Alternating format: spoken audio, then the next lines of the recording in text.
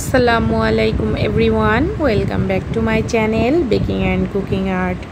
আজকের রেসিপিতে থাকছে খুব সহজে কিভাবে কাচ্চি বিরিয়ানি রান্না করা যায় এবং পারফেক্ট হয় সেই রেসিপি। চলুন তাহলে মূল রেসিপি দেখে নেই। দেখেই বুঝতে পারছেন যে আমাদের ভাতগুলো কতটা ঝরঝরে এবং সুন্দর হয়েছে।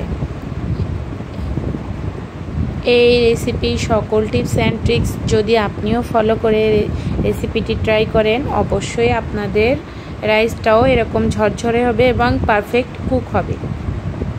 চলুন তাহলে মূল রেসিপি দেখে নেই।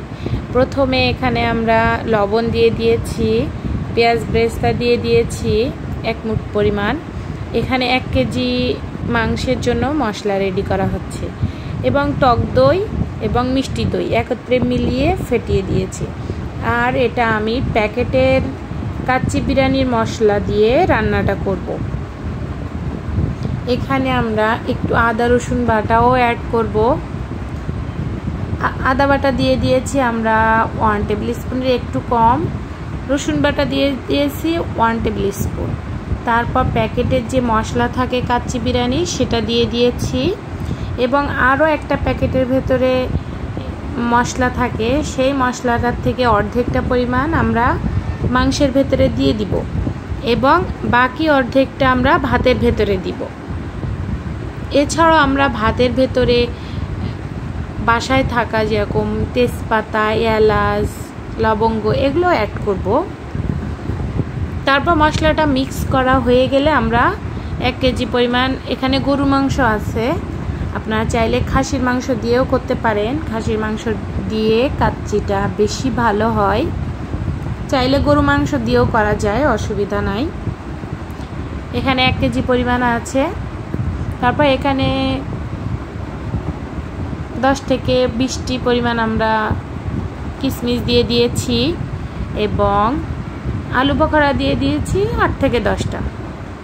বাদাম বাটা দিয়ে দিয়েছি 1 টেবিল স্পুন, এটা কাঠবাদাম এবং কাজু বাদাম। তারপর ভালোভাবে মেখে নিব মাংসটাকে, যত প্রপারলিভাবে মাখানো যাবে তত টেস্টটা বাড়বে।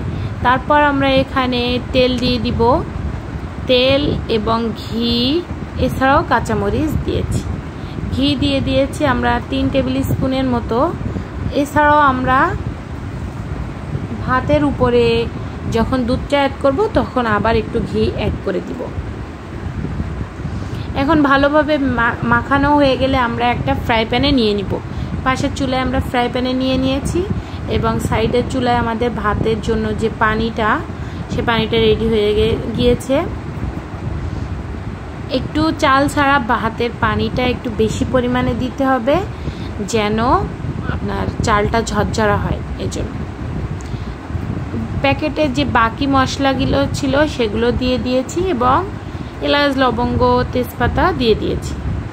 দেওয়ার পর 6 থেকে 7 মিনিট আমরা কুক করব চালটাকে হাই হিটে।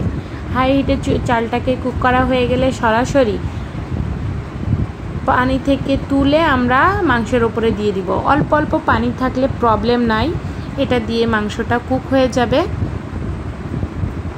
এছাড়াও আমাদের যখন ভাতটা দেয়া হয়ে যাবে তখন আমরা উপরে একটা 1/2 কাপের মতো দুধ দিয়ে দিব। দুধ, পেঁয়াজ বেরেস্তা, মাওয়া এগুলো মিক্স করে দিয়ে দিব এবং ঘি দেওয়ার পরে আমরা এটাকে ময়দা দিয়ে এর ঢাকনাটাকে সিল করে দিব। দিয়ে 1 ঘন্টা থেকে 1 ঘন্টা 10 মিনিট আমরা এটাকে রেখে দিব। দেখেই বুঝতে পারছেন যে 1 ঘন্টা 10 মিনিট পরে আমি যখন এটা খুললাম তখন আমাদের বিরিয়ানিটার এই অবস্থা। অনেক সুন্দর হয়েছে, কোনো ভাত গলা গলা হয়ে যায়নি এবং ভেঙেও যায়নি, পারফেক্ট হয়েছে। অবশ্যই বাসমতি চালের ক্ষেত্রে আধা ঘন্টা আগে চালটাকে ভিজিয়ে নিতে হবে, তারপরে পানি ঝরিয়ে নিতে হবে, তারপরে রাইসটাকে বয়েল করতে দিতে হবে। এবং দেখেই বুঝতে পারছেন যে আমাদের মাংসটা কত সুন্দর হয়েছে, কুক হয়েছে প্রপারলি।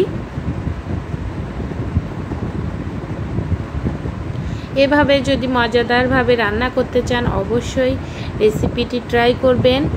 এছাড়াও যারা নতুন রাঁধুনি আছেন তাদের জন্য আমার নতুন লাইভ রয়েছে। আমি যখন চ্যানেলটা অন করেছিলাম তখনকার সময় আমার একটা লাইভ রয়েছে কাচ্চি বিরিয়ানির ওপর, সেটা ছাগলের মাংস দিয়ে ছিল।